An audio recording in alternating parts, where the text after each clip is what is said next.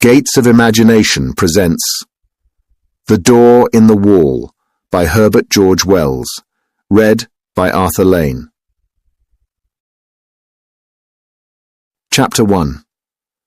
One confidential evening, not 3 months ago, Lionel Wallace told me this story of the door in the wall, and at the time I thought that so far as he was concerned it was a true story. He told it me with such a direct simplicity of conviction that I could not do otherwise than believe in him. But in the morning, in my own flat, I woke to a different atmosphere, and as I lay in bed and recalled the things he had told me, stripped of the glamour of his earnest, slow voice, denuded of the focused, shaded table light, the shadowy atmosphere that wrapped about him and the pleasant, bright things, the dessert and glasses and napery of the dinner we had shared, making them for the time a bright little world quite cut off from everyday realities. I saw it all as frankly incredible. He was mystifying, I said, and then, how well he did it! It isn't quite the thing I should have expected him of all people to do well. Afterwards, as I sat up in bed and sipped my morning tea, I found myself trying to account for the flavour of reality that perplexed me in his impossible reminiscences, by supposing they did in some way suggest, present, convey, I hardly know which word to use, experiences it was otherwise impossible to tell. Well, I don't resort to that explanation now. I have got over my intervening doubts. I believe now, as I believed at the moment of telling, that Wallace did, to the very best of his ability, strip the truth of his secret for me. But whether he himself saw, or only thought he saw, whether he himself was the possessor of an inestimable privilege, or the victim of a fantastic dream, I cannot pretend to guess. Even the facts of his death, which ended my doubts forever, throw no light on that. That much the reader must judge for himself. I forget now what chance comment or criticism of mine moved so reticent a man to confide in me. He was, I think, defending himself against an imputation of slackness and unreliability I had made in relation to a great public movement in which he had disappointed me. But he plunged suddenly. "I have," he said, "a preoccupation. I know," he went on after a pause that he devoted to the study of his cigar ash. "I have been negligent. The fact is, it isn't a case of ghosts or apparitions, but it's an odd thing to tell of, Redmond. I am haunted. I am haunted by something that rather takes the light out of things, that fills me with longings." He paused, checked by that English shyness that so often overcomes us when we would speak of moving or grave or beautiful things. "You were at St. Athelstan's all through," he said, and for a moment that seemed to me quite irrelevant.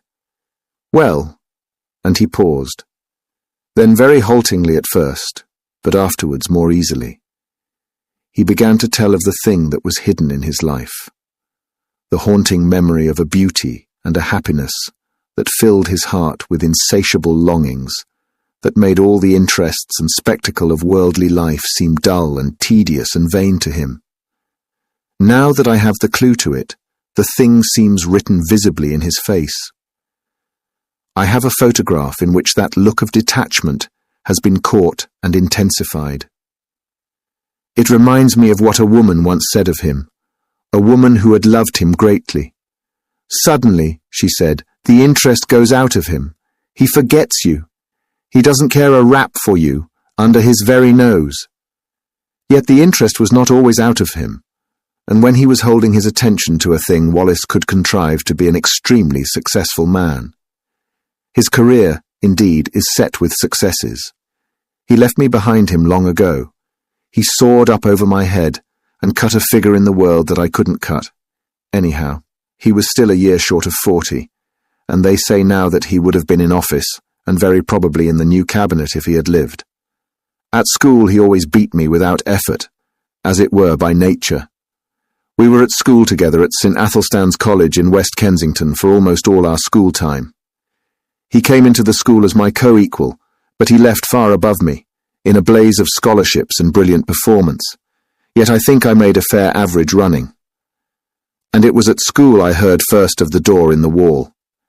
that I was to hear of a second time only a month before his death.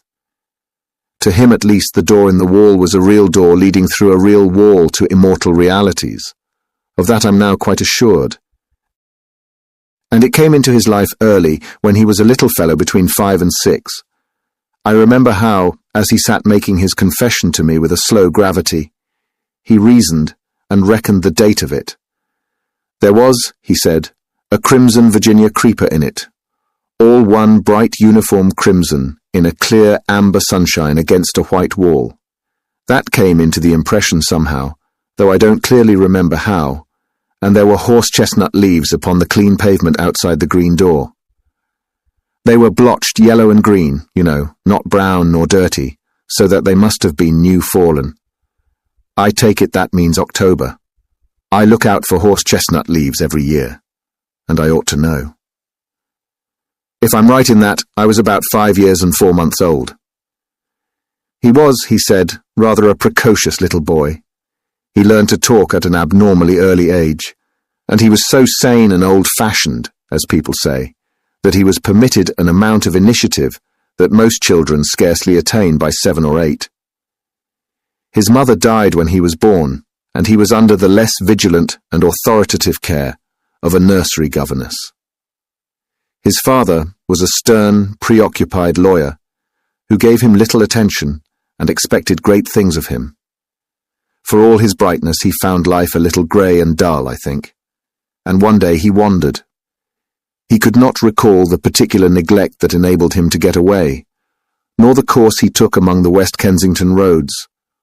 All that had faded among the incurable blurs of memory, but the white wall and the green door stood out quite distinctly. As his memory of that remote childish experience ran, he did at the very first sight of that door experience a peculiar emotion, an attraction, a desire to get to the door and open it and walk in.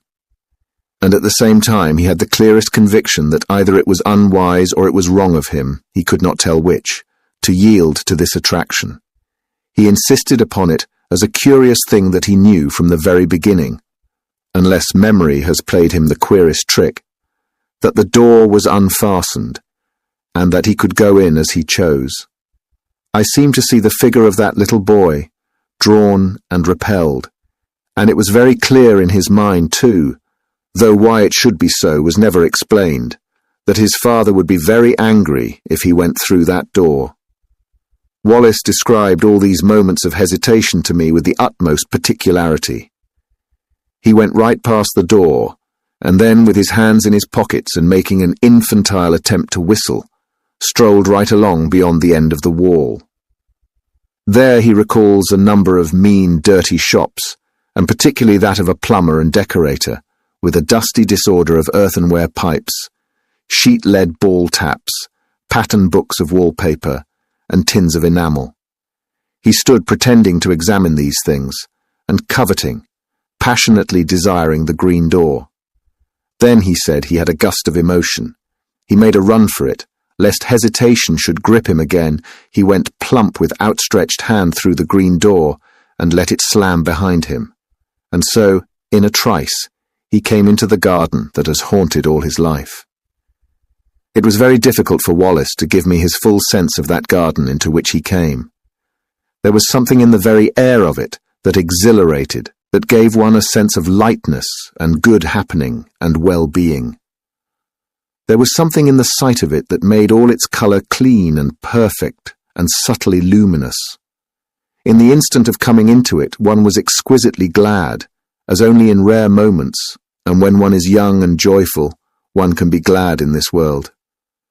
And everything was beautiful there, Wallace mused, before he went on telling me. You see, he said, with the doubtful inflection of a man who pauses at incredible things. There were 2 great panthers there. Yes, spotted panthers. And I was not afraid. There was a long wide path with marble-edged flower borders on either side, and these 2 huge velvety beasts were playing there with a ball. One looked up and came towards me, a little curious as it seemed. It came right up to me, rubbed its soft round ear very gently against the small hand I held out and purred. It was, I tell you, an enchanted garden. I know. And the size? Oh, it stretched far and wide, this way and that. I believe there were hills far away. Heaven knows where West Kensington had suddenly got to. And somehow, it was just like coming home. You know, in the very moment the door swung to behind me, I forgot the road with its fallen chestnut leaves, its cabs and tradesmen's carts. I forgot the sort of gravitational pull back to the discipline and obedience of home. I forgot all hesitations and fear, forgot discretion, forgot all the intimate realities of this life. I became, in a moment, a very glad and wonder-happy little boy, in another world. It was a world with a different quality, a warmer, more penetrating and mellower light, with a faint clear gladness in its air, and wisps of sun-touched cloud in the blueness of its sky. And before me ran this long, wide path, invitingly, with weedless beds on either side, rich with untended flowers, and these two great panthers. I put my little hands fearlessly on their soft fur, and caressed their round ears, and the sensitive corners under their ears, and played with them. And it was as though they welcomed me home. There was a keen sense of homecoming in my mind. And when presently a tall, fair girl appeared in the pathway and came to meet me, smiling, and said, "Well," to me, and lifted me and kissed me, and put me down, and led me by the hand. There was no amazement, but only an impression of delightful rightness, of being reminded of happy things that had in some strange way been overlooked. There were broad steps, I remember, that came into view between spikes of delphinium, and up these we went to a great avenue between very old and shady dark trees. All down this avenue, you know, between the red-chapped stems, were marble seats of honour and statuary, and very tame and friendly white doves. And along this avenue my girlfriend led me, looking down.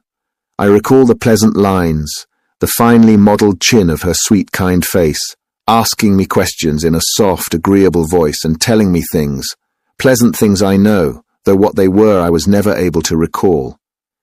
And presently a little capuchin monkey, very clean, with a fur of ruddy brown and kindly hazel eyes, came down a tree to us and ran beside me, looking up at me and grinning, and presently leapt to my shoulder. So we went on our way in great happiness. He paused. "Go on," I said. "I remember little things. We passed an old man musing among laurels, I remember, and a place gay with paroquets, and came through a broad shaded colonnade to a spacious cool palace, full of pleasant fountains, full of beautiful things, full of the quality and promise of heart's desire. And there were many things and many people, some that still seem to stand out clearly and some that are a little vague. But all these people were beautiful and kind. In some way, I don't know how, it was conveyed to me that they all were kind to me, glad to have me there, and filling me with gladness by their gestures, by the touch of their hands, by the welcome and love in their eyes. Yes." He mused for a while. "Playmates I found there. That was very much to me, because I was a lonely little boy. They played delightful games in a grass-covered court where there was a sundial set about with flowers, and as one played, one loved. But it's odd. There's a gap in my memory. I don't remember the games we played. I never remembered. Afterwards, as a child, I spent long hours trying, even with tears, to recall the form of that happiness. I wanted to play it all over again, in my nursery, by myself. No. All I remember is the happiness and two dear playfellows who were most with me. Then presently came a sombre dark woman, with a grave, pale face and dreamy eyes, a sombre woman wearing a soft long robe of pale purple, who carried a book and beckoned and took me aside with her into a gallery above a hall, though my playmates were loath to have me go, and ceased their game, and stood watching as I was carried away. "Come back to us," they cried. "Come back to us soon." I looked up at her face, but she heeded them not at all. Her face was very gentle and grave. She took me to a seat in the gallery, and I stood beside her, ready to look at her book as she opened it upon her knee. The pages fell open. She pointed, and I looked, marveling, for in the living pages of that book I saw myself. It was a story about myself, and in it were all the things that had happened to me since ever I was born. It was wonderful to me because the pages of that book were not pictures, you understand, but realities. Wallace paused gravely, looked at me doubtfully. "Go on," I said. "I understand." They were realities. Yes, they must have been. People moved and things came and went in them. My dear mother, whom I had near forgotten. Then my father, stern and upright. The servants, the nursery. All the familiar things of home. Then the front door and the busy streets, with traffic to and fro. I looked and marvelled, and looked half doubtfully again into the woman's face, and turned the pages over, skipping this and that, to see more of this book and more. And so at last I came to myself hovering and hesitating outside the green door in the long white wall, and felt again the conflict and the fear. "And next," I cried, and would have turned on, but the cool hand of the grave woman delayed me. "Next?" I insisted, and struggled gently with her hand, pulling up her fingers with all my childish strength, and as she yielded and the page came over, she bent down upon me like a shadow and kissed my brow. But the page did not show the enchanted garden, nor the panthers, nor the girl who had led me by the hand, nor the playfellows who had been so loath to let me go. It showed a long grey street in West Kensington, on that chill hour of afternoon before the lamps are lit, and I was there, a wretched little figure, weeping aloud, for all that I could do to restrain myself, and I was weeping because I could not return to my dear playfellows who had called after me, "Come back to us. Come back to us soon." I was there. This was no page in a book, but harsh reality. That enchanted place and the restraining hand of the grave mother, at whose knee I stood, had gone. Whither have they gone? He halted again and remained for a time staring into the fire. "Oh, the wretchedness of that return," he murmured.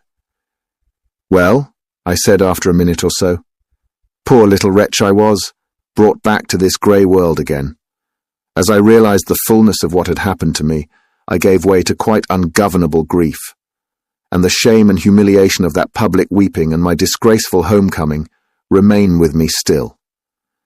I see again the benevolent-looking old gentleman in gold spectacles who stopped and spoke to me, prodding me first with his umbrella. 'Poor little chap,' said he.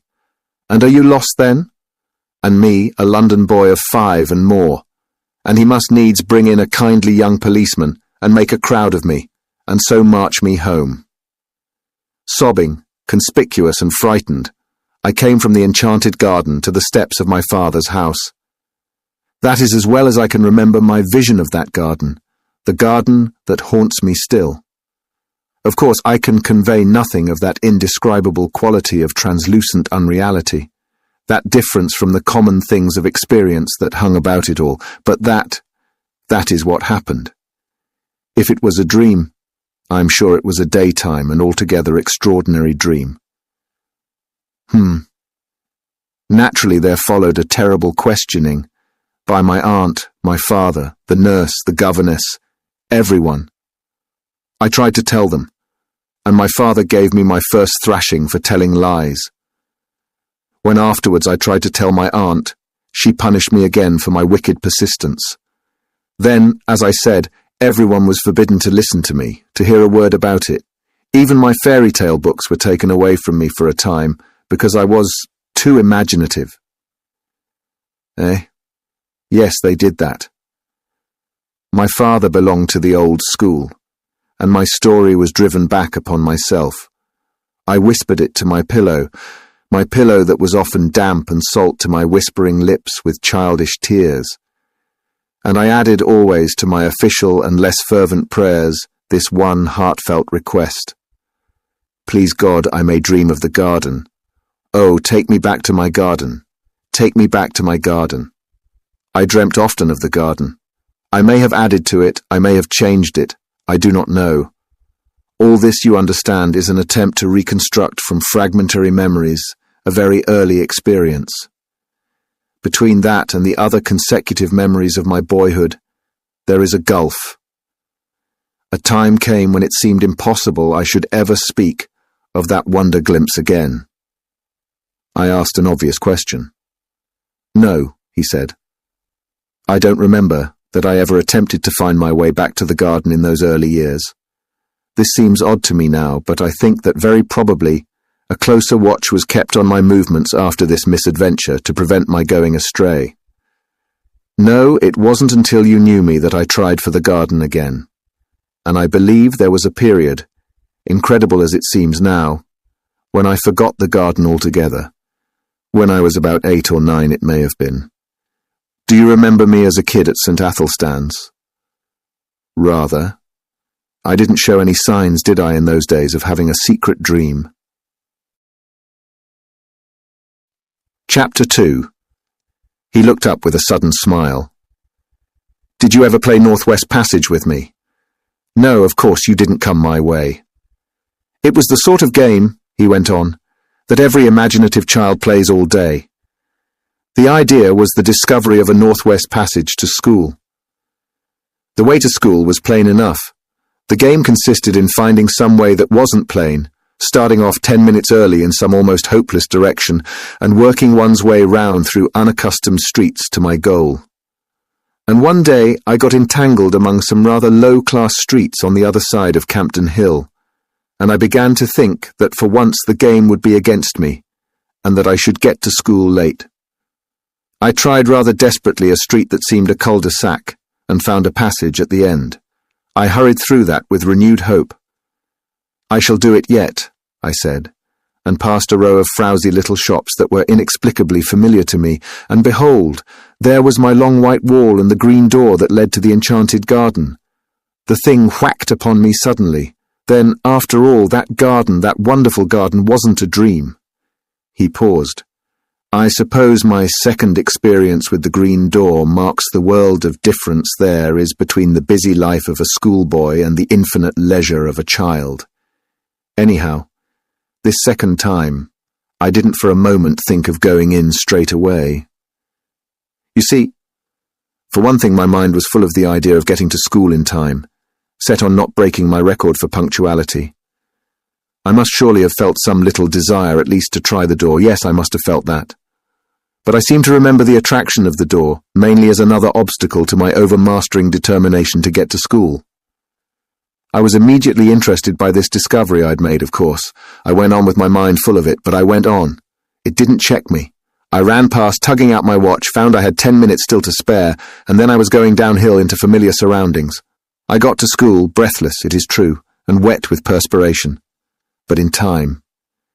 I can remember hanging up my coat and hat, went right by it, and left it behind me. Odd, eh? He looked at me thoughtfully.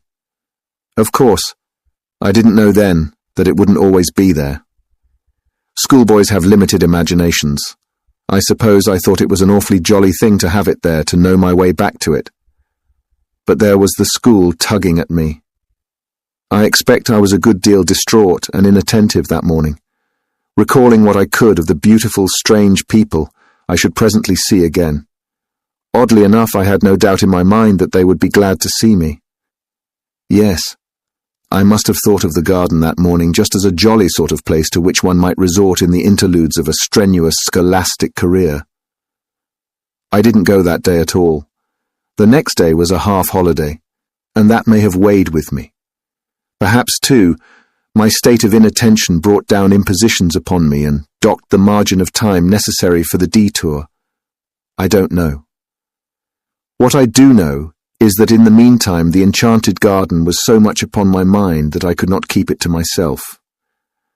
I told, what was his name? A ferrety-looking youngster we used to call Squiff.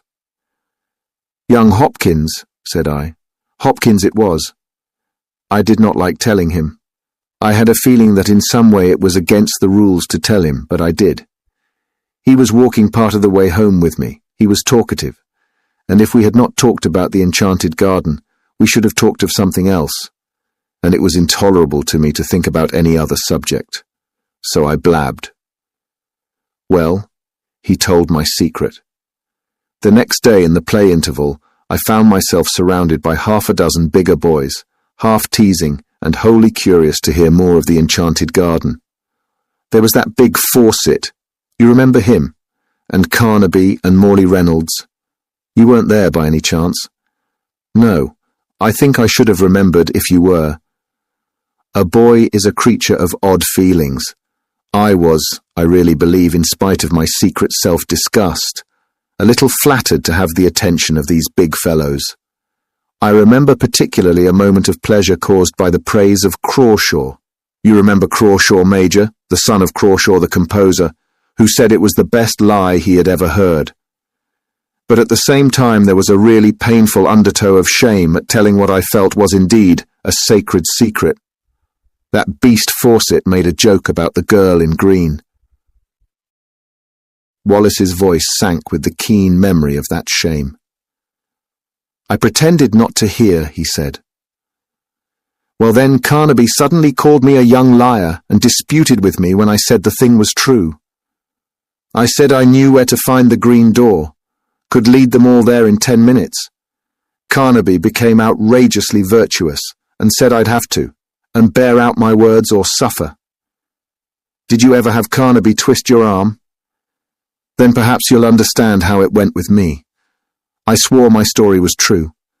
There was nobody in the school then to save a chap from Carnaby, though Crawshaw put in a word or so. Carnaby had got his game. I grew excited and red-eared, and a little frightened. I behaved altogether like a silly little chap. And the outcome of it all was that instead of starting alone for my enchanted garden, I led the way presently, cheeks flushed, ears hot, eyes smarting, and my soul one burning misery and shame, for a party of 6 mocking, curious and threatening schoolfellows. We never found the white wall and the green door. You mean? I mean I couldn't find it. I would have found it if I could. And afterwards, when I could go alone, I couldn't find it. I never found it. I seem now to have been always looking for it through my schoolboy days. But I've never come upon it again. Did the fellows make it disagreeable? Beastly. Carnaby held a council over me for wanton lying. I remember how I sneaked home and upstairs to hide the marks of my blubbering. But when I cried myself to sleep at last, it wasn't for Carnaby, but for the garden, for the beautiful afternoon I had hoped for the sweet friendly women and the waiting playfellows and the game I had hoped to learn again. That beautiful forgotten game. I believed firmly that if I had not told, I had bad times after that, crying at night and wool-gathering by day. For 2 terms I slackened and had bad reports. Do you remember? Of course you would. It was you, your beating me in mathematics, that brought me back to the grind again. Chapter 3. For a time my friend stared silently into the red heart of the fire. Then he said, I never saw it again until I was 17. It leapt upon me for the 3rd time, as I was driving to Paddington on my way to Oxford and a scholarship. I had just one momentary glimpse. I was leaning over the apron of my hansom smoking a cigarette, and no doubt thinking myself no end of a man of the world, and suddenly there was the door, the wall, the dear sense of unforgettable and still attainable things. We clattered by, I too taken by surprise to stop my cab until we were well past and round a corner. Then I had a queer moment, a double and divergent movement of my will. I tapped the little door in the roof of the cab and brought my arm down to pull out my watch. Yes, sir, said the cabman smartly. Well, it's nothing, I cried. My mistake. We haven't much time. Go on. And he went on. I got my scholarship, and the night after I was told of that, I sat over my fire in my little upper room, my study in my father's house, with his praise, his rare praise, and his sound counsels ringing in my ears, and I smoked my favourite pipe, the formidable bulldog of adolescence, and thought of that door in the long white wall. If I had stopped, I thought, I should have missed my scholarship, I should have missed Oxford, muddled all the fine career before me. I begin to see things better. I fell musing deeply, but I did not doubt then this career of mine was a thing that merited sacrifice. Those dear friends and that clear atmosphere seemed very sweet to me, very fine but remote. My grip was fixing now upon the world. I saw another door opening, the door of my career. He stared again into the fire. Its red light picked out a stubborn strength in his face for just one flickering moment, and then it vanished again.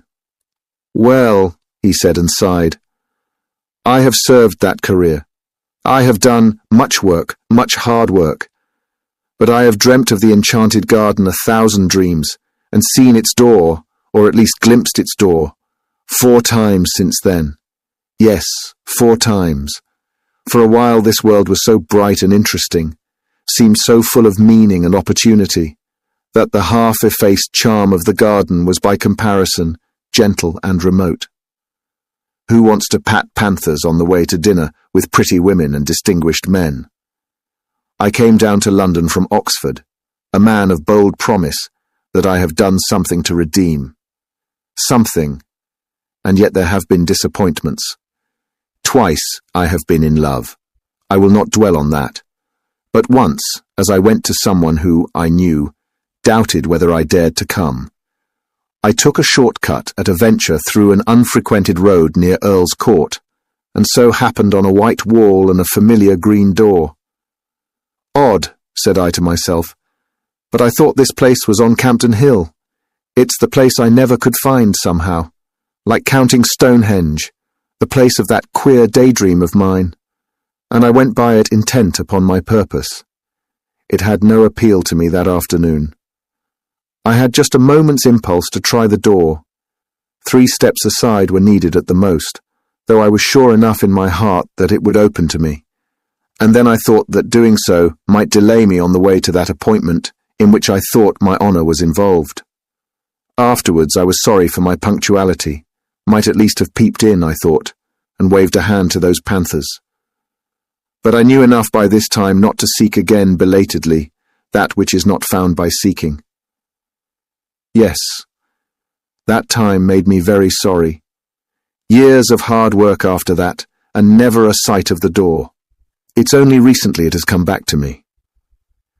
With it, there has come a sense as though some thin tarnish had spread itself over my world. I began to think of it as a sorrowful and bitter thing, that I should never see that door again. Perhaps I was suffering a little from overwork. Perhaps it was what I've heard spoken of as the feeling of 40. I don't know. But certainly the keen brightness that makes effort easy has gone out of things recently. And that just at a time with all these new political developments, when I ought to be working. Odd, isn't it? But I do begin to find life toilsome. Its rewards as I come near them, cheap. I began a little while ago to want the garden quite badly. Yes, and I've seen it 3 times. The garden. No, the door, and I haven't gone in. He leant over the table to me, with an enormous sorrow in his voice as he spoke. Thrice I have had my chance.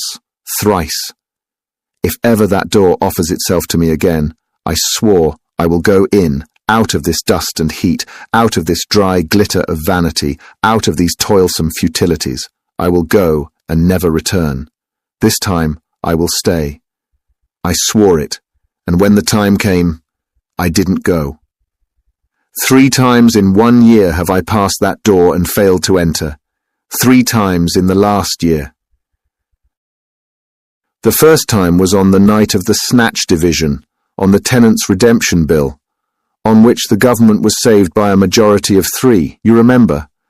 No one on our side, perhaps very few on the opposite side, expected the end that night. Then the debate collapsed like eggshells. I and Hotchkiss were dining with his cousin at Brentford. We were both unpaired, and we were called up by telephone and set off at once in his cousin's motor. We got in barely in time, and on the way we passed my wall and door, livid in the moonlight, blotched with hot yellow as the glare of our lamps lit it, but unmistakable. "My God!" cried I. "What?" said Hotchkiss. "Nothing," I answered, and the moment passed. "I've made a great sacrifice," I told the whip as I got in. "They all have," he said, and hurried by.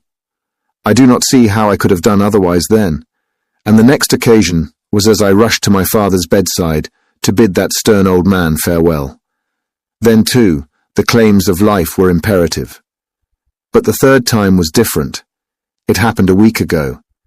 It fills me with hot remorse to recall it. I was with Gurka and Ralph's. It's no secret now, you know, that I've had my talk with Gurka. We had been dining at Frobisher's, and the talk had become intimate between us. The question of my place in the reconstructed ministry lay always just over the boundary of the discussion. Yes, that's all settled. It needn't be talked about yet, but there's no reason to keep a secret from you. Yes, thanks. But let me tell you my story. Then, on that night, things were very much in the air. My position was a very delicate one. I was keenly anxious to get some definite word from Gurka, but was hampered by Ralph's presence. I was using the best power of my brain to keep that light and careless talk not too obviously directed to the point that concerned me. I had to. Ralph's behaviour since has more than justified my caution. Ralph's I knew would leave us beyond the Kensington High Street, and then I could surprise Gurka by a sudden frankness. One has sometimes to resort to these little devices. And then it was that in the margin of my field of vision I became aware once more of the white wall, the green door before us down the road. We passed it talking. I passed it. I can still see the shadow of Gurka's marked profile, his opera hat tilted forward over his prominent nose, the many folds of his neck wrap going before my shadow, and Ralph's as we sauntered past. I passed within 20 inches of the door. If I say good night to them and go in, I asked myself, what will happen? And I was all a tingle for that word with Gurka. I could not answer that question in the tangle of my other problems. They will think me mad, I thought, and suppose I vanish now. Amazing disappearance of a prominent politician.